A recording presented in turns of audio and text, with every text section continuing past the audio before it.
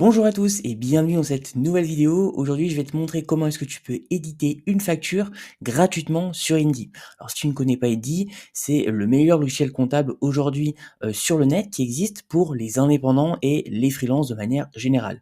Ça va te permettre de réaliser une facture, un devis pour les différents clients que tu vas avoir au sein de ton entreprise et ça va te permettre également tout simplement de gérer la partie comptabilité de ton activité d'auto-entreprise.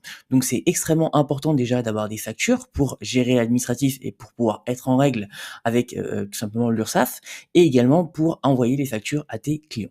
Donc on va le faire en direct sur mon écran et d'ailleurs si tu veux le faire également de ton côté, tu as le premier lien en description pour réaliser une facture 100% gratuitement depuis Indy. Allez, c'est parti. On va cliquer en haut à droite sur nouveau et comme tu peux le voir, il va y avoir la rubrique documents et la rubrique client. Au niveau document, il va y avoir créer un devis, créer une facture, importer une facture et au niveau client, il va y avoir créer un nouveau client, importer des clients.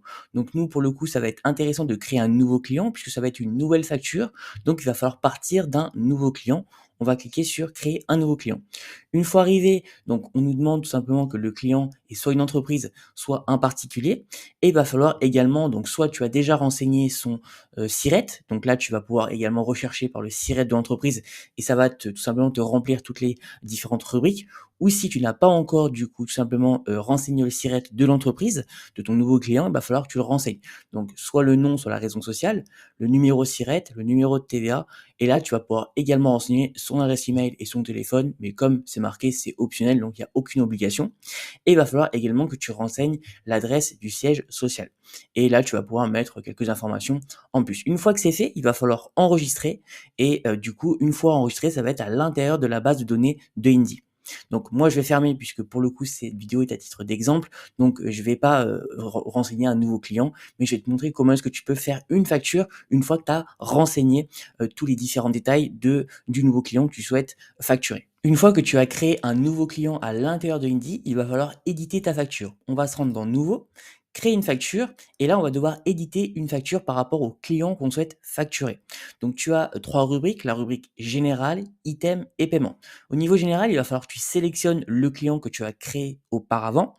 Une fois que tu as sélectionné le client, tu vas pouvoir mettre un titre. Donc là, typiquement, je vais mettre un titre à titre d'exemple pour cette vidéo pour te montrer. Donc, tu vas pouvoir mettre peut-être création de vidéo, voilà. Et une fois que tu as mis ce titre, comme tu peux le voir, il apparaît à l'écran sur ta facture.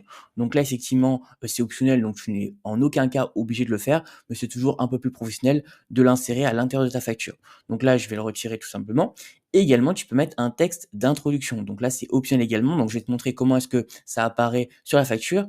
Donc là, par exemple, tu vas mettre je réalise des vidéos pour les commerces. Voilà. Et là, comme tu peux le voir, ça apparaît tout simplement sur la facture, le texte d'introduction. Donc c'est toujours intéressant de le mettre également sur la facture, mais tu n'es en aucun cas obligé. Là, par contre, là où tu es obligé, c'est simplement de sélectionner le client auquel tu vas facturer. Donc une fois que c'est fait, donc une fois que tu as tout simplement renseigné le client, il va falloir te rendre dans la rubrique item. Et une fois arrivé dans l'item, il va falloir que tu mettes le nom de l'item.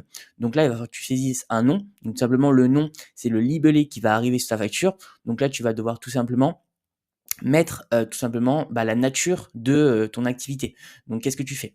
Une fois arrivé là, donc tu vas pouvoir mettre nature et là tu vas avoir prestation de service. Donc tâches techniques ou intellectuelles réalisées sur demande, vente de marchandises, donc bien acheté par l'entreprise puis revendu sur transformation, le produit fini, donc bien fabriqué ou transformé par l'entreprise, également prestation d'artiste auteur, donc création ou cession d'une œuvre artistique ou intellectuelle.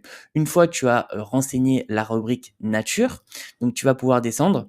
Également, rajouter une partie de description. Donc là, c'est optionnel. Tu n'es pas du tout obligé de le faire, mais c'est toujours un plus. Également, tu vas pouvoir rajouter le prix unitaire. Donc là, tout simplement, tu vas pouvoir rajouter le prix de ta prestation. Donc, imaginons que c'est 2000 euros. Voilà. Donc là, comme tu peux le voir, ça va tout simplement se renseigner sur la facture. Donc 2000 euros. Donc là, c'est un hors taxe.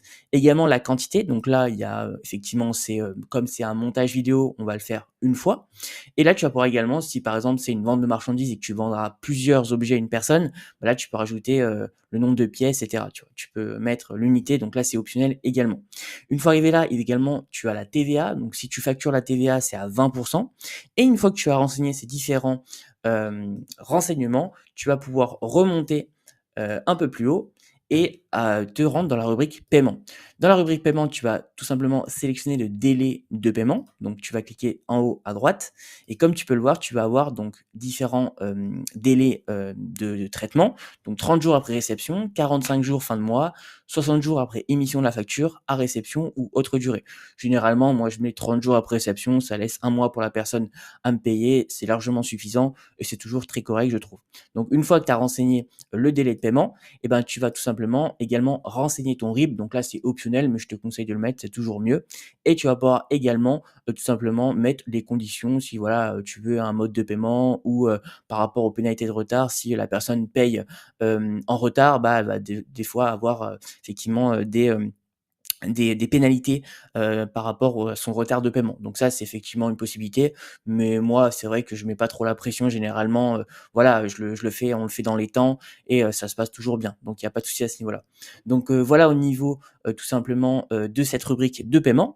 Donc une fois que tu as fait la facture, tu vas pouvoir valider la facture. Donc moi, je vais pas le faire parce que cette vidéo est à titre d'exemple et j'ai pas forcément envie de, valider cette facture parce que pour l'instant, et ben, je vais pas en faire. Donc voilà, mais à ce niveau-là, voilà, une fois que tu as fait tous ces différents renseignements et que tu veux valider la facture, tu vas cliquer sur valider la facture et tout simplement, tu vas pouvoir valider la facture pour pouvoir l'envoyer à ton client. Une fois arrivé là, donc nous, on va faire fermer. Donc là, moi, je vais faire fermer sans sauvegarder et tu vas pouvoir également donc créer un devis. Donc si tu souhaites créer un devis, tu vas pouvoir te rendre dans la rubrique nouveau et tu vas pouvoir créer un devis. Donc tout simplement, on va repartir de la création d'un devis. Donc également, comme la facturation, c'est exactement la même chose, mais tu vas pouvoir créer un devis. Donc là, il va falloir que tu sélectionnes ton client, mettre un titre pour ta facture. Tu vas pouvoir également rajouter un texte d'introduction, rajouter une date d'émission. Donc date d'émission, tu vas pouvoir choisir. Donc tu vas pouvoir choisir une date au mois de mai. Également une date de fin de validité. Donc si par exemple tu souhaites que le devis soit effectivement signé par le client, s'il le signe en un mois, tu vas pouvoir également choisir la date de fin de validité. Une fois que c'est fait, tu vas cliquer sur suivant et tu vas te rendre dans item. Donc dans le nom de l'item, il va falloir que tu choisisses le nom, également la nature de ton activité, la description, le prix, la quantité et la TVA si tu factures la TVA à ton client. Une fois renseigné, tu vas te rendre également dans paiement et dans paiement, il va falloir que tu souhaites tout simplement, tu renseignes le délai du paiement. Donc le délai, donc comme tout à l'heure, c'est 30 jours après réception, 45 jours fin de mois, 60 jours après émission de la facture, à réception ou autre durée, ça c'est à toi de choisir. Également que tu rajoutes ton RIB, donc là c'est optionnel, tu n'es pas obligé, mais voilà, c'est quand même mieux je trouve que de le mettre comme ça au moins le client l'a directement sur la facture. Également tu rentres des conditions, tu souhaites mettre en plus des conditions. Voilà un petit peu au niveau de la création, d'une facture et d'un devis sur Indy. En tout cas, si, tu souhaites le faire également de ton côté, n'hésite pas, tu as le premier lien en description, c'est 100 gratuit et ça permettra facilement de facturer tes prochains clients. Sur ce, je te dis à très bientôt pour une prochaine vidéo.